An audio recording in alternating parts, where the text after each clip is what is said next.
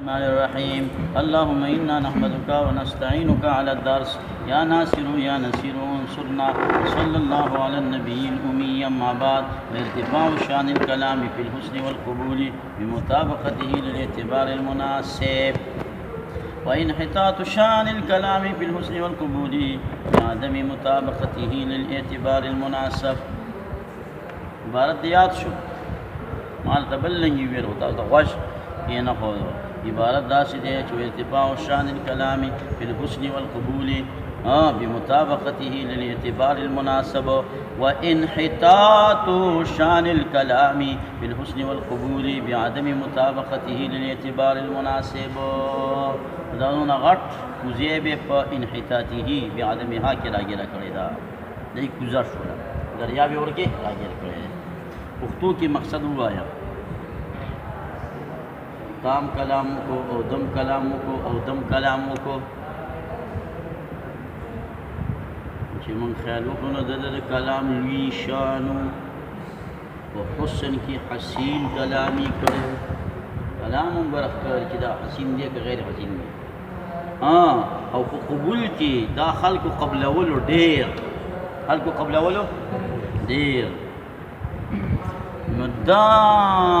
قبل دل او دا حسن دا دی کلام دا شان دا ارتفاع دا پتش سر راضی بمطابقته للاعتبار المناسب، دا اعتبار مناسب سر دا کلام مطابق ویلے دے. دا خلق جلتی وندو تا مختصر بیان کرے دے، مختصر بیانی کرے دے. او دی مولی سیف چی خلق جلتی وا او دے و تسترگی پٹی کڑی و بیانی و تشروع کرے دے. نو انحطاط دا شان رالے ٹیٹوالی دا شان دا لکہ دا تاخ کلام کرے دے چی دا پی خپکی دا کمزوری پیش با مسئلہ بانے. دا آر قصہ دا چی مولی سیف با تقریر تسترگی پٹا ولی تقریر دسترگی پٹی کڑی پا تقریر بانی مرغلی انہوں لگی و لگی دا خپل بیان کو بسر خوب لگی وچی پا بلم خوب لگی خپل خود بانکی پتا دسی خوب لگی تو ایک پا حرم شریف کی لگی ما بانکو ما خود بل بانی مولی گی ان آخر خوزدہ کوئی جانا چی تقریر سترگی کلاو کڑی دی چی خیال کر طول جماعت خالی دی خلق تری دی یو کسی دی پر جیتا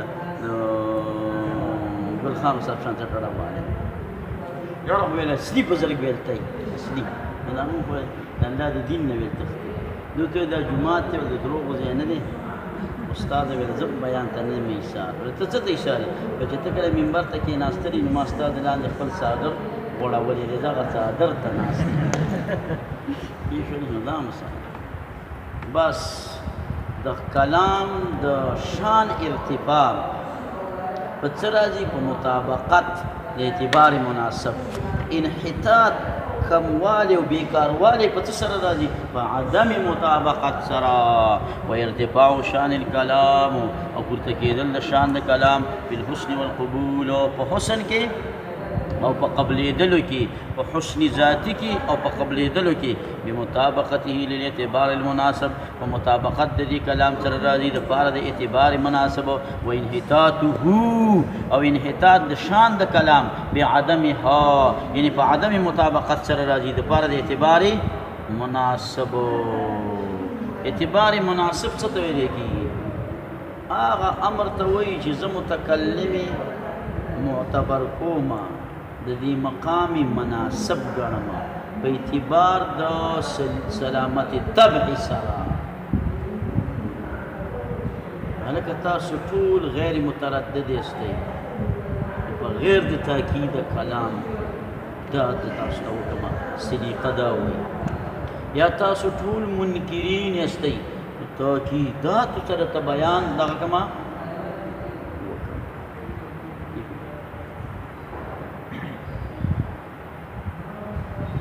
یا زد خپل سلیقی په زور دا کار وکم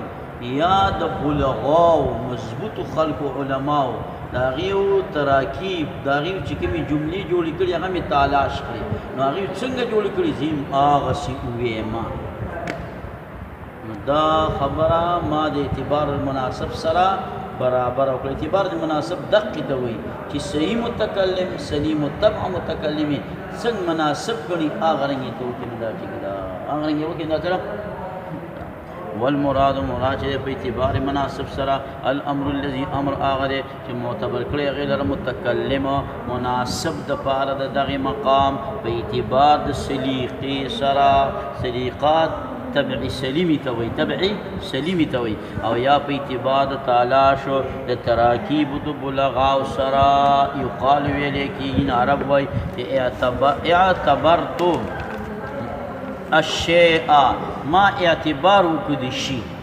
اعتبار د شي څه معنا ده ما اعتبار وکړي دی پکې څه معنا ده چې دته می نظر وکړو د حال می لحاظ وساتل د حال می لحاظ وساتلو لکه میلمراله نو ما دا میلمل اعتبار ورکو ولکه دلې وی اعتبار ورنکو دلې غټ اعتبار ورکو اعتبار دا د چې هغه ته مې وکتل کپڑے خیرنی دا غي بندوبست مې ولا وکړو هغه ته مې وکتل چې دا د کوم مناسب سړی دی دا غي په مناسبت مې میلمستیا څه کړله تیار کړله اذا نظر تکل چې نظر کې هغه ته ورایت او لحاظ ساتي حاله دا غد حال او د کلام نه کم کلام مراد لرکا ارتفاع شان الكلام دا اسی کلام کې کلامي فصیح دې مراد دی او د حسن نه کم حسن مراد دی حسن ذاتی حسن ذاتی لغیره ولا نه مراد عارضی نه مراد عارضی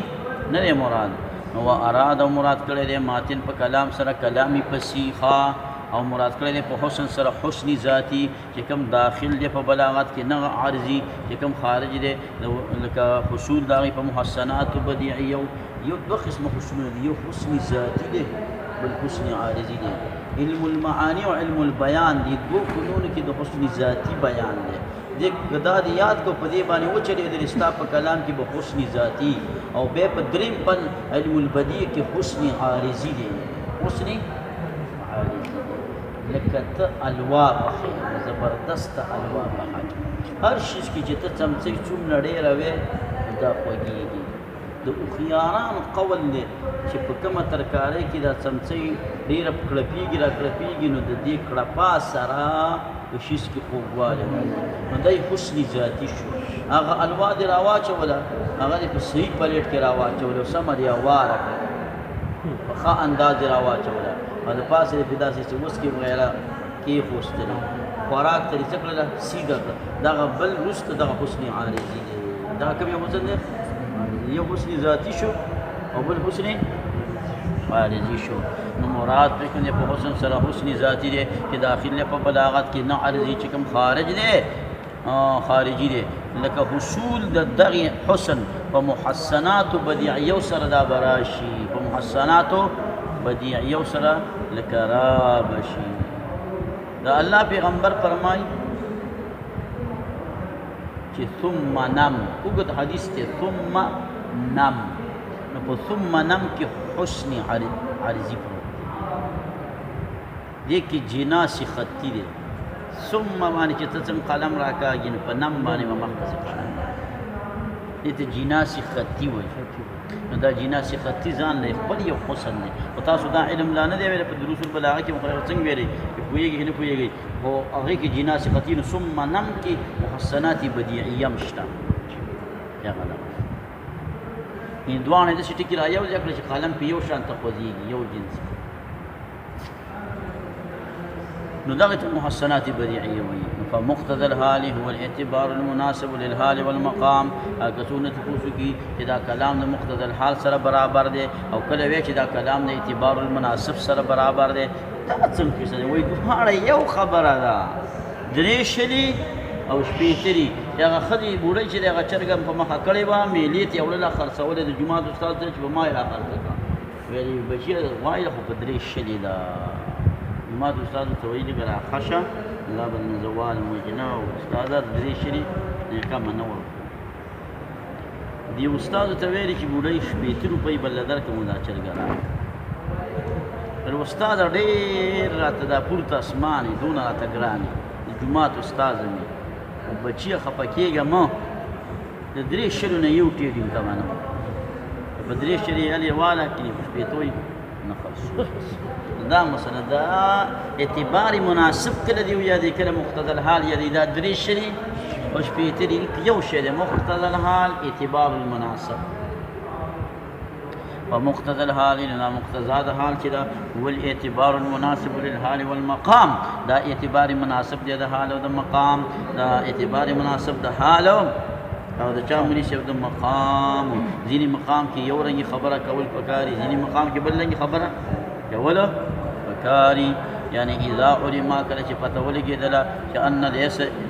نشته دی بېشکه نشته دی ارتفاع د شان د کلامي پسې په حسن ذاتي کې مګر په مطابقت د دې دپاره د اعتبار مناسب علامه بنا په هغه باندې چې پیدا کوي دې لره اضافت د مصدر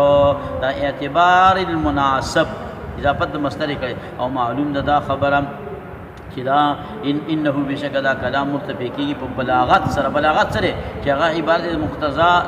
هغه عبارت د مطابقت د کلامي فصیح نه د مقتضى الحال سره نو پته ولګېدله چې اعتبار مناسب مقتضى الحال یو شی دی کلام په څه اوچتېږي په اعتبار مناسب سره بل ځای کې کلام په څه اوچتېږي په مقتضى الحال سره پته ولګي دا دواړه یو شی دي درې لزګونان درې شری دي او درې لزګونان شپږ لزګونان درې شری دي او شپږ لزګونان هم شپېته دي نو فقد علمان معلومه شو چې مراد په اعتبار مناسب سره او په مقتضى الحال سره واحد یو دی و الا کدوانو سره یو نشي به صادق نشي انه لا يتبع نو مرتفع کی الا بالمطابقه سره د پاره اعتبار مناسب انه مرتفع کی مطابقه سره د پاره د مقتضى الحال پر يتامل دې کې لک تعامل فکر وکا مطابق چې فکر وکړي د پیش چې مقتضى الحال او اعتبار المناسب یو شی دی چې کته کلام د مقتضى الحال سره برابر کې شانی اوچتیږي او چې ته کلام د اعتبار المناسب سره برابر کې شانی اوچتیږي پته ولګي چې یو شی دی پته ولګي چې سره مناسب یو شی دی اوس راځه من خبره فکر کړی په بلاغت کې روانه ده ها چا کې روانه ده بلاغت فی الکلام والخان استاذه دا بلاغت صفت د لفظ دی که صفت د معنا دی لفظ او معنا خو پیژنې کنه چې سړی وچغېږي دې ته لفظ وایي او معنا څه ته وایي لکه د ضربه معنا څه ده وهل د ضربه معنا څه ده وهل دغه معنا نه یادوي دغه معنا د ورکوټو کتابونو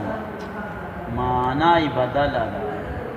وی ضرب ملا شرشم وهم مقتدین ملا شرشم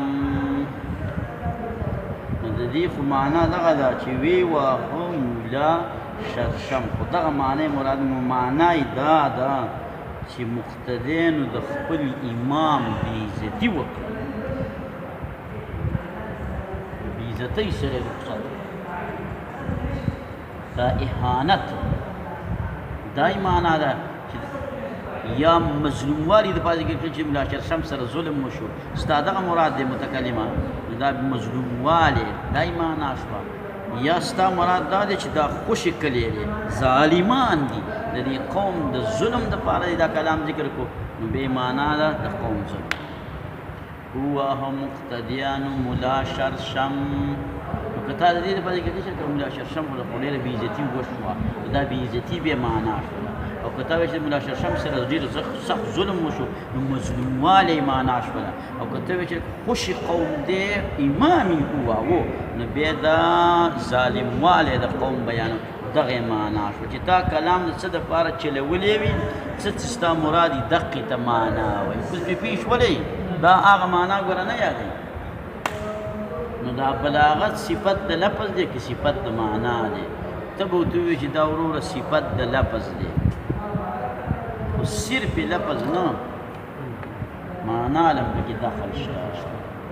په دې اعتبار سره چې دا معنا را پیدا کوي معنا نه مراد هغه غرض دی چې تا د کوم غرض دپاره کلام ویلی دی اهانت وشو د ملا شرشم مظلومیت د ملا شرشم ظالمیت د مقتدیان نو دا بلاغت صفت د لفظ شو خو د خالص لفظ نه بلکې معنا نه پکې دخل راغلی فالبلاغة دا بلاغت چه دے صفت راجعت دا صفت دے چه راجع دے لپس تا بمانا چه انہو کلام بلیغ دا کلامی بلیغ دے لیکن لا من حیث انہو لفظ و صوت لیکن ندے دی حیثیت دے چه صرف لفظ و صوت دے نا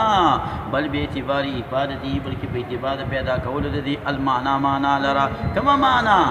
اذا ضرب معنی لوحل نا ای الغرض راغ غرض المسوغ له الكلام چې چلولی شوی وي د هغې دپاره کلام المسوغ هم ویلی شي او المسوق هم ویلی شي دې ورته مسوغ وایي او د اصولو عالمان ورته مسوق وایي سین واو قاف هغې سوق یې وله شوی دی دې وایي سوق یې وله شوی دا خو لکه دا د دې خو ښایست ته ګوري که نه سوق دې ته ویل کېږي چې ته په زرګرۍ جوړ کړي زرګرۍ کلیه زیورات ترې نه جوړ کړي نو دې خو کلام ښایسته کولو سره موافق بالترکیب بلکہ په اعتبار د پیدا کولو د دې معنا لره بالترکیب په اعتبار د ترکیب سره دا متعلق دی په افادته پورې دا جار مجرور متعلق کی پیدا کی دی معنا لره دا معنا په څه پیدا شي په ترکیب سره ته داسې طریقې سره کلام ذکر کړي چې ستا دا کوم ترکیب ورکړی دی نو غرض یې ستا ښکاره کړو چې لکه ستا څه مراد دی اهانة ملا شرشم څه دی مراد دی لکه مظلومیت ملا شرشم او څه شی دی لکه مسوغ مراد دی ظالمیت د مقتدیانو د ملا شرشم باعتبار وذلك لأن البلاغة دا بلاغت چې کما مر لکه څنګه چې تیر شو دا عبارت د مطابقت د کلامي فصیح نه د مقتضى الحاصره او ظاهره دا خبره چې اعتبار د مطابقت او عدم مطابقت د کی په اعتبار د معانی او د اغراض سره استاد خبره د معانی او اغراض سره برابر ده التي اغا يساغ لها الكلام چې لو لیکيږي دغه لپاره کلام نه په اعتبار د الفاظ مفرده او د کلمو مجرده او سره صرف اس الفاظ استکول سره بلاغت ناراضي بلاغت ادا راضي چې الفاظ هم د خيستي خو چې کم غرض د پاره چلولي غرض په معلومي کته دا خبره د خلکو ته کړي چې هغه متردد نه به تاکید دی ته کړي هغه متردد وي تاکید دی ته راوړي که منکری بیا دی ته خطا تاکید راوړي انا به مرا وكثيرا ما انا شریف کې راغلي دي يدل به ويهدي به يدل خو فعل دی نو دا کثیرون فکر يدل به کثیر ويهدي به کثیرون کثیرا گمراه کېږي په دې سره کثیر ډېر نو دا ډېر خو د یدل دپاره فاعل غونته کې جوړېږي پکار ده چې داسې ویل یدل به کثیرون ویهدي به وایي دغه ځای به مې د دې ځای نه حل شي دا کثیر ټکی چې دی دا ظرف دی وروره ظرف لکه دا صفت د احیان د وقت دی دې کې د احیان د وقت معنا پرته د ډېر وخت ډېره زمانه کثیر کثیر نو دا هغې له وجې نه چې دا ظرف دی ظرف تر راواړه وحدة النحو کافیه کې دا خو په منصوباتو کې راوړی 12 منصوبات دي یو پکې ظرف یو پکې څه یدل به کثیرا دې کې بلې نقل دی چې یو پرې په ډېر ګمراه شو نو بیا خو کم پاتې شو ویهدي به قلیل دواړو ته څنګه ډېر دا خدا داسې دا لاس په دې کې ومنه دا ډېر شو دا لږ شو دا خو نه چې دا هم ډېر دي او دا هم ډېر دي دا ډېر شو دا لږ شو نو دا وایي هغه کثرت د تضایف نه دی مراد په دې آیات کې کثرت فی نفسه مراد دی چې دا کم پې ګمراه شو فی نفسه بلا مخلوق دی او دا کوم چې په هدایت منده کو فی نفسه بلا مخلوق دې پې شوې هغه ځای هم دې حال شو راځه وكثيرا ما او ډېر چې وكثيرا ما يسمى فصاحت ډېر کله ته دې بلاغت ته خلک فصاحت ډېر کله ته دې بلاغت ته خلک فصاحت وایي او لږ کله ته بلاغت وایي نه بلاغت خو ته وایي ډېر زیات خو کثیرا ډېر پیرې ورته خلک څه وایي فصاحت هم وایي د کثیر نه کثیر فی نفسه دلته مراد دی وکثیرا ما دا منصوب دی بنا بر ظرف لکه دا ظرف زماني دی لانه من صفت الاحیان او دا کثیرا په صورت دا ماضي منده کړه دا د پاره تاکید د معنا د کثرت او عامل په دې کې دا قول دی چې یسمى ذلك الوصف مذکور فصاحة ايضا دی وصف ته فصاحت هم وایي لکه څنګه چې دې ته کما یسمى بلاغت لکه څنګه چې دې ته څه وایي مولوي صاحب بلاغت ورته وایي خو د کثیرا ډېر ته وایي او دا تنوین پکې د کثرت دی نورم ډېر شو او دا ما تاکید د کثرت نه نورم ډېر شو نورم اوس دې سره د قرآن شریف آیات ګوره معلوم ته ها فقلیلا ما یؤمنون شاه منصور بابا ایمانا کوي فقلیلا ما یؤمنون یو ټوټې غوندې دي ایمان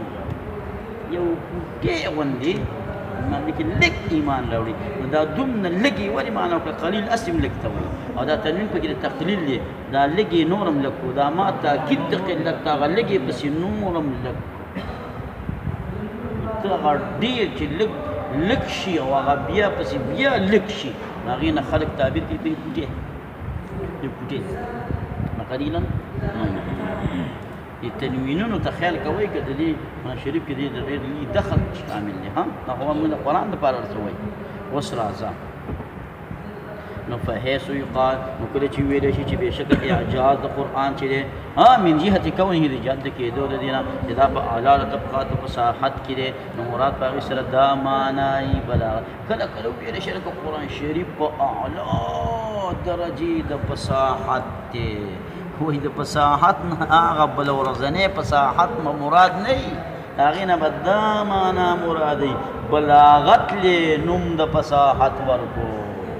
او لکه چې کوم ځای کې مولیان وایي که نه قرآن شریف یاد یې وایي دا په اعلو درجې د فصاحت دی هغه فصاحت له لاړ نه شي چې هغه مخکې ورځو کې دي ویلي هغې نه دا بلاغت مراد هغې نه څه مراد بلاغت لې نوم د چا ورکو فصاحتو نو فحیث یقال نو هر کله چې ویلی شي چې بېشکه اعجاز د قرآن د جهت د کېدو د دې نه چې دا په اعلی طبقاتو د فصاحت دی نو مراد په دې سره دا معنی ولې په فصاحت سره په شیز کې اعجاز نه راځي اعجاز په بلاغت سره راځي اعجاز په چا سره راځي په بلاغت سره راځي نو یراد بها هذا المعنى دا معنی چې فصاحت معنی مراد بلاغت دی ولها طرفان اوس دی بلاغت لراشه بلاغت خو دې معلوم کړو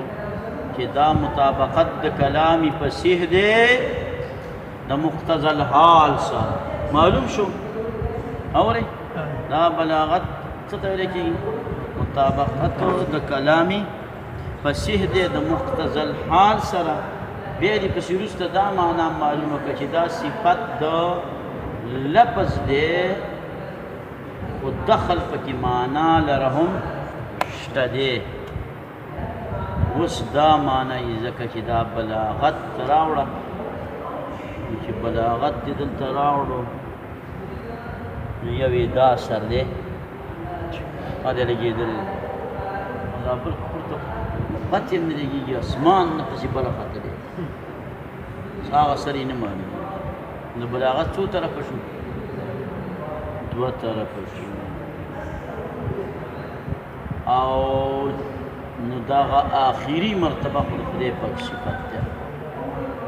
هغه حد الاعجاز دی مخلوق عاجز کړی دی چې په دغې اعلا باندې راتګ وکړي زه یا ته یا بل عربي داسې کلام جوړوی شي چې هغه اعلا د بلاغت پکې شامل وي نیشي جوړولی او دا ادنای دا دی خیري چې د دې نه خو نوره درجه نشته که د دې نه هم د کلام نور لاندې کړو بیا دا کلام د انسانانو به تښکاره نه شي دا بس یوازونه قدرتوي د حیواناتو چې بې اختیاره او بې واکه او بې ارادې د خپل محل نه صادرېږي اوازونه یې کړنګ کړنګې خېږي نور په حساب باندې پوهېږي او نه پرې ته پوهېږي چې دا څه کوي یو اعلا شو بلې ادنا شو یو اعلا شو اعلا حد الاعجاز دی خو ادنا حد الاعجاز نه دی بلاغت دا کلي مشکک شو ټولو افرادو ته علی السوام نه دی په خبره باندې ورسېدي بلاغت د الله ځان ته دی او بلاغت د مخلوقو هغه ځان د مخلوق علم بیا په مراتب لري د چا بلاغت په څومره مرتبه کې دی د چا په څومره کې دی د چا هغه په څومره کې دی ولها ان لبلاغه الكلام لپاره د بلاغت د کلام طرفان دو طرفی دي دو طرفونه دي معنی دو مرتبه دي ولا اغلا یولا اعلا طرف ته اعلی مرتبه چې هغه حد الاعجاز دی حد الاعجاز پیژنې اعجاز چې بل عاجز کی دا اغه راوړلونه او هو غدا د ايرتقى الكلام چې ارتقاء کی وخیږي پورته شي کلام په خپل بلاغت کې اعلان دی خبره ته چې یخرج وزي عن توق البشر د توق چانا بشرنا او عاجز کی دی در عن معارضته د مقابله دنا وما يقرب منه بالاعلى چې کوم قریب دی دیتا وما يقرب منه بالاعلى چې قریب دی دیتا هلکه دا وما يقرب منه په چا باندې عطف کې او دروا نو دا په دغه هو باندې ول عطف کې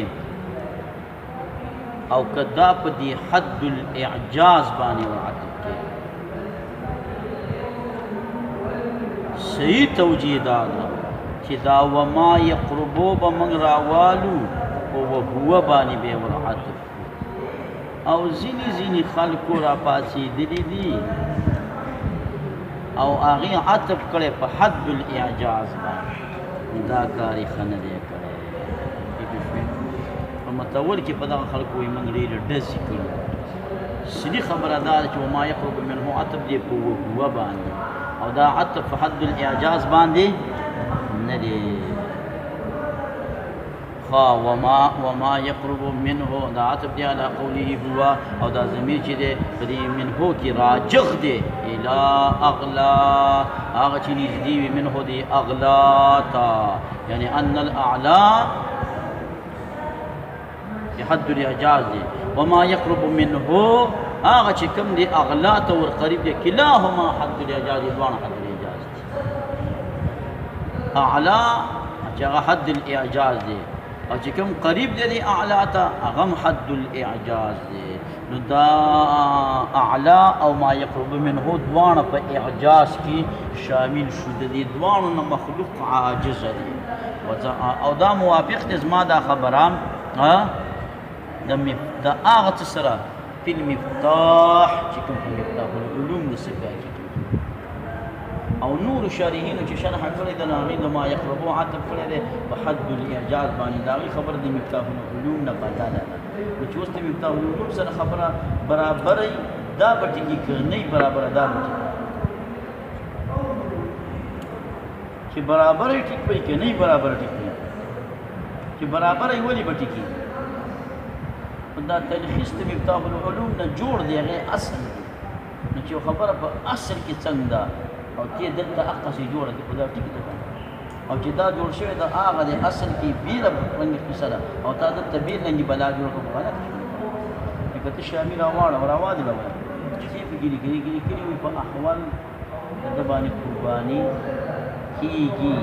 د سترګې یو کاږي حواله ورکړی دا کما په ترخانیه کې راوړل محرور رائس راوړو هغه وی بینه کېږي حواله ورکړي د پتاتا خاني یاباني دوه ما خسته ترخاني چې موږ لاړو ته ترخاني هم پسې راواغستله د ترخاني کې د قربانو لوی مبحث دی چې هغه هم راواخیستله چې وم کاته نه هغه وی کېږي ګوره د شامي خبره ټیکه د بحر خبره خطا دا نه چې علامه ابن جم المصري نه پیږي او د کاتبانو خبره یره دې موضوع باندې تلاړم په ثبت به دغه شي چې دا کاتبانو څومره غلطي دي ته به له یو شی ورکړي چې دا ولي هغه بل کاتبانو له غلطي نه کېږي دا د بحر و د مصنف غلطي نه ده دا د کاتب داسې کېږي ها وزعم کړی دی بعض لري چې دا عطف دی په حد الاعجاز باندې او ضمیر راجع دی الیه دی حد الاعجاز ته یعنی ان الطرف الاعلى طرف اعلی چې حد الاعجاز دی او چې کوم نږدې وي حد الاعجاز ته په خپل حد الاعجاز نه حد الاعجاز ته نږدې و فيه نظر په دې کې نظر دی لکه قریب د حد الاعجاز لا يكون بینه کې طرف اعلی نه چې کوم شی حد الاعجاز دی هغه اعلی وي چې حد الاعجاز نه دی نو به خو هغه اسی او قریب دی هغه به اغلا شو ابي لكم جنا اعلى لك جو رسيدني اخونا لك اغلا خو اغه دي شي اغه ورسيږي څو باندې سره ممتاز کیږي څو سره ممتاز کیږي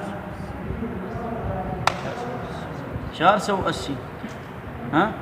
او سړی ور قریب شوی دی 475 اخیستلی دی ممتاز دی نو فما يقرب منه بحد الاعجاز اعلان کې مراد دار اقدام حد الاعجاز دی وقد اوضحنا ذلك في الشرح واسفل بالاسفل واسفل بالاسفل اسفل دغل لان وهو ما دا اذا غير الكلام كل متغير شي كلام عنه الذي اسفلنا الى ما دونه لان تجددين فسنور ورلان شي ايه هغه مرتبه تلاشي شي ادنى منه الذين وانزل وغيت ورنازل شي نو التحق الكلام في وسط بشدا كلام اگر کدا صحیح الاعراب دے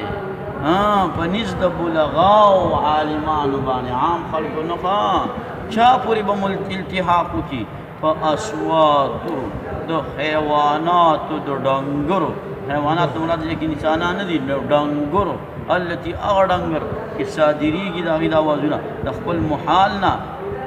حسب ما يتفق څنګه متفق شي چې څنګه هو دغه سبودي حیوان دې ته ګوري چې د आवाज وګوري واسم یا لاند یا مختصر یا تیز یا فورو خلق دې پويږي راکا په غیر اعتبار د تایپنا او په غیر خواص زائدونه په اصلي مراد باندې فاصله مراد باندې هو بينهما وسطول نو چخوا او برخکاری نه خاله او ټولنا لاندې دقه دې د ځمکه لګېدلې ده دا د بلاغت اعلان د دې نه که د نور لاندې لاړې بیا به حیوانیت ته لاړ شي ډنګروالي نو د دې او د هغې ترمنځ ډېر لوی مراتب دي یو ملا په دې مرتبه دی بل په دې مرتبه دی بل په دې مرتبه بل په دې مرتبه دی څه څه ملا هغه حد الاعجاز ته رسېدلی نه شي او نور څوک لږ د دې اسفل نه راوچت دی څوک چې ډېر اوچت دی څوک چې ډېر دغه دی راوچت دی راځه وبینهما فما بین دې دوانو طرفینو کې مراتب کثیره دي متفاوت دي بعض دي اعلی دي د بعضنا په اعتبار د تفاوت د مقامات سره او په اعتبار د رعایت د اعتبار سره چې چا مقام ډېر اعلی دی نو دا هغه بلاغت هم اعلی دی که د چا مقام مقامات ادنا دي نو دیم څه دی که چا رعایت د اعتباراتو 100% کړی دی نو اعلی دی چا 50% کړی دی نو هغه په نیمه باندې دی او دارنګې بعد د اسبابو د اخلال نه که څوک بعید چا په خپل کلام کې بعد راوستی دی د هغه اسبابونه چې کوم خلل پیدا کوي نو هغه کلام په بلاغت کې لږ ډېر اوچت دی او که د چا هغه کې اسباب د خلل راغلي دي هغه ښکته دی او بعد د اسبابو د اخلال بالفصاحت نه اوس ته یو بله خبره کوي د دې بلاغت پسې یو بل علم را روان دی که خیر پته تشته که نه هغې کې مطابقت او فصاحت مه چیړه هغه کلام کې خایش پیدا کوي اشاره وکړه چې د دې حسن عارضي پیدا کوي اول به کلام مطابق وي فصاحت به پکې وي نو بیا به ورته هغه حسن پیدا کړي لکه کپړه ده صحیح کپړه ده ابه دې انځلي وي په صابون به هم دې انځلي وي په څه باندې ابه دې انځلي وي صابون وفي قراءة صابون دا دغه ورته اخونانو ته صابون وایي په صابون باندې انځلي وي وروسته به پرې بیا یسري راکاږي دا یسري بیا علم البدیع یسري بیا څه دی وتتبعها ورپسې کېږي په دې پسې په دې بلاغت د کلام کې وجوه نقر نور وجوه سوا د مطابقت د فصاحت نه تورث الکلام چې په میراث کې ورکوي کلام لره حسن وفي قوله تتبعها د کې اشاره ده دې خبر ته چې تحسین د دې وجوه د کلام دپاره غارضي دی ذاتي خارج دی د حد البلاغت نه او بلې دې خبرې ته اشاره کوي اله او دې خبرې ته اشاره کوي چې دا وجوه چې دا وروسته کوم بیا راځي دا شمارل کېږي محسن اله پس د رعایت د مطابقت او د فصاحت نه ته اول جامع اسري ورکې او جامع اسخا دي کار کوي دا به اله محسن حسابېږي کله دقه کار وشي ها یې پېښوي او ویې ګرځو تعبیر د لپاره د بلاغت د کلام نه د متکلم دا د پر اعتراض کوي چې لکه دا د دې مصنف خو دا بدیعي علم البدیع د بلاغت په کلام نه بعد راوړو د بلاغت په متکلم نه بعد یې ولې نه راوړو وی وروره دا صفت د متکلم نه دی دا صفت د چا دی د د کلام دی وجعلها او ګرځو مصنف هذا وجوه د بدیع لرا تابع د پاره د بلاغت د کلام نه د متکلم لانها لیست ځکه نه دي دغه وجوه د هغه خبرینه چې ګرځي متکلم لره متصف په صفت باندې بلکې د دې د هغه خبرینه چې يجعل الكلام متصفا بصفه چې ګرځي کلام لره متصف اللهم ربنا